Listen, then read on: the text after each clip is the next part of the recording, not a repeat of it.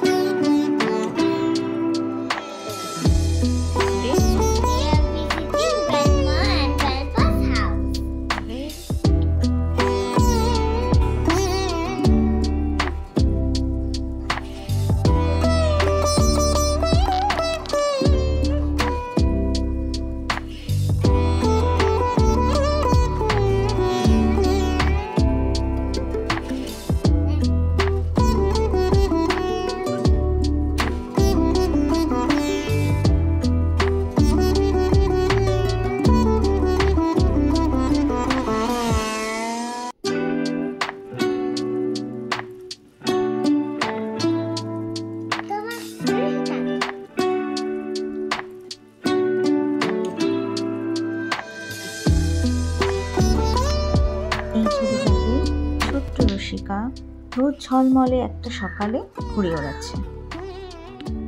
আর ঠিক এই ছবিটার মিনিং একেবারে উল্টো। একটা তারাভরা রাতের আকাশের নিচে ছোট্ট রসিকা পরি সেজে নিজের ইচ্ছে মতো ডান্স করছে একটা ছোট্ট পুলের ধারে। এবার ছোট্ট রসিকা একেবারে পৌঁছে গেছে পেপা পিগের বাড়িতে এবং তাদের তুলে নিয়ে যাচ্ছে একেবারে গ্র্যান্ডপা অ্যান্ড গ্র্যান্ডমা হাউসে। দেখো তো তোমাদের কেমন লাগলো এই ছবিগুলো, জানাতে ভুলো না।